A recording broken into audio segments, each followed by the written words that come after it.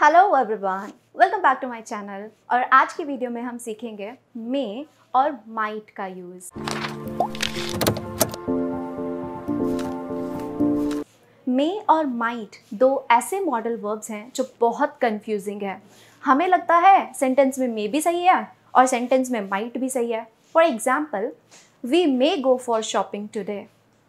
शायद हम आज शॉपिंग के लिए जा सकते हैं, या फिर हो सकता है आज हम शॉपिंग पर जाएं। Next, we might go for shopping today. हो सकता है आज हम शॉपिंग के लिए जाएं। अब दोनों सेंटेंस करेक्ट हैं, दोनों की हिंदी भी सेम है, पर हमने एक में मे यूज़ किया है और एक में माइट यूज़ किया है, तो डिफरेंस तो ऑब्वियसली होगा ना। तो वही डिफरेंस आज हम इस वीडियो में समझेंगे, तो वीडियो को पूरी देखिएगा for better understanding. So the first use of may. May का यूज़ हम परमिशन देने के लिए या फिर परमिशन लेने के लिए भी करते हैं। For example, may I come in? क्या मैं अंदर आ सकती हूँ? May I go to quench my thirst? School में बच्चे बोलते हैं ना टीचर से, ma'am may I go to drink water, ma'am may I go to washroom. तो ये वही है, may I go to quench my thirst.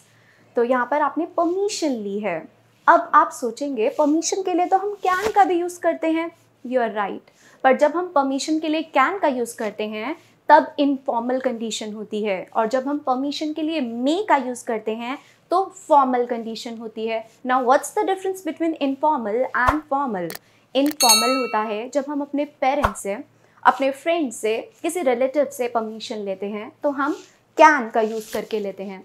But जब हम किसी टीचर से बात करते हैं या फिर ऑफिसेज वगैरह में बात करते हैं, परमिशन लेते हैं किसी चीज़ की, तो वहाँ पर हम मे का यूज़ करते हैं। So this is the difference between may and can. I hope it is clear to you. Now come back to our topic, that is the use of may. जैसा कि मैंने आपको बताया, मे का यूज़ हम परमिशन लेने के लिए और परमिशन देने के लिए भी करते हैं। तो अगर आप किसी को परमिशन देते हैं तो आप ऐसे बोल सकते हैं, yes you may go now. Okay, तो ये था फर्स्ट यूज़ मे का। Now let's do the second use of may. May का यूज़ आप किसी को शुभकामनाएं देने के लिए, विशेस देने के लिए भी करते हैं। For example, may God bless you, may you live long, may you succeed in your life. तो यहाँ पर आप शुभकामनाएं दे रहे हो मे का यूज़ करके। ये बहुत ही ईजी सा यूज़ है मे का। Now the next use of may and might. जैसा कि मैंने आपको बिगनिंग में बताया था, बहुत ही कंफ्यूजिंग होता है ये। हमें लगता है मे भी करेक्ट है और माइट भी करेक्ट है। तो इस कंफ्यूजन को दूर करने के लिए मैंने मे और माइट को कुछ केसेस में डिवाइड किया है। So case number 1, it may rain today. शायद आज बारिश हो सकती है। It might rain today. शायद आज बारिश हो सकती है। अब इन दोनों एग्जाम्पल्स में डिफरेंस क्या है? पॉसिबिलिटी का। जो फर्स्ट सेंटेंस था, जब मैंने यूज़ किया मे, इट मे रेन टुडे, आज बारिश हो सकती है। आप काले बादल देख रहे हो और आपको लग रहा है नहीं, बारिश होने के चांसेस ज़्यादा हैं, मोर पॉसिबिलिटी है, बारिश होने की संभावना ज़्यादा है, तो आप बोलेंगे मे, तो आप यूज़ करेंगे मे का, इट मे रेन टुडे। अब आप देख रहे हो बादल तो हैं पर ना हवाएं भी चल रही हैं साथ में, तो जब हवाएं चलती है तो बारिश होने के चांसेस कम होते हैं।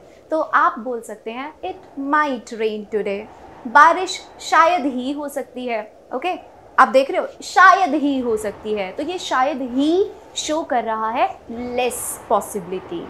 So this was the first case of May and might, जहाँ पे पॉसिबिलिटी होती है मोर और less. More for may and less for might.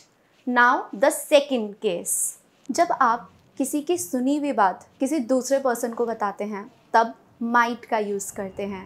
For example, मैं आपसे कहती हूँ आई मे गो टू पेरिस। अब आप ये बात किसी और पर्सन को बताएंगे तो आप कैसे बोलेंगे? Shruti said that she might go to Paris. Shruti ने कहा था कि हो सकता है वो पेरिस जाएगी। तो आपने देखा, हमने यहाँ पे माइट का यूज़ किया है। नाउ द केस 3, जब आप किसी को पोलाइटली सुझाव देते हैं, आप कहते हैं मुझे लगता है, मेरे ख्याल से, या ऐसा हो सकता है, तो आप माइट का यूज़ करते हैं। For example, I think it might not be a good idea to buy a house in this area. मुझे लगता है इस एरिया में घर लेना एक सही विचार नहीं होगा। Okay, now the case 4। जब आप पास्ट की पॉसिबिलिटीज़ को प्रेजेंट में बताते हैं तो आप माइट का यूज़ करते हैं। याद रखना, मे की पास्ट फॉर्म होती है माइट, और जब भी आप पास्ट के सेंटेंसेस बनाएंगे तो आप माइट के साथ हैव यूज़ करेंगे। ये आपको याद रखना है, जब भी आप पास्ट के सेंटेंसेस बनाएंगे तो आप माइट के साथ हैव यूज़ करेंगे। For example, the car driver might have tried to pass between 2 buses। हो सकता है ऐसा हुआ होगा, कार ड्राइवर ने कोशिश की होगी 2 बस के बीच से निकलने की। आपने देखा यहाँ पे ऐसा हुआ होगा, हो सकता है ऐसा हुआ होगा, तो ये पास्ट की बात बता रहे हो कि पास्ट में शायद ऐसा हुआ होगा, शायद इसलिए एक्सीडेंट हो गया है ना। तो आप प्रेजेंट में बात कर रहे हैं और पास्ट की बात बता रहे हैं, इसलिए आपने माइट हैव का यूज़ किया। Next example, I might have broken the toy. हो सकता है खिलौना मुझसे टूट गया होगा। ओके, तो ये पास्ट की पॉसिबिलिटीज़ थी जो आप प्रेजेंट में बता रहे हैं माइट हैव का यूज़ करके। तो ये केस 4 था। सो फ्रेंड्स, कैसी लगी आपको वीडियो? आई होप आपको मे और माइट का डिफरेंस क्लियर हो गया होगा, और अगर आपको डिफरेंस क्लियर हुआ है तो सेंटेंसेस बनाइएगा यूजिंग मे एंड माइट, क्योंकि आप प्रैक्टिस करेंगे तभी तो इंग्लिश बोल पाएंगे। So that's all for today. Thank you so much for watching. Cherish learning.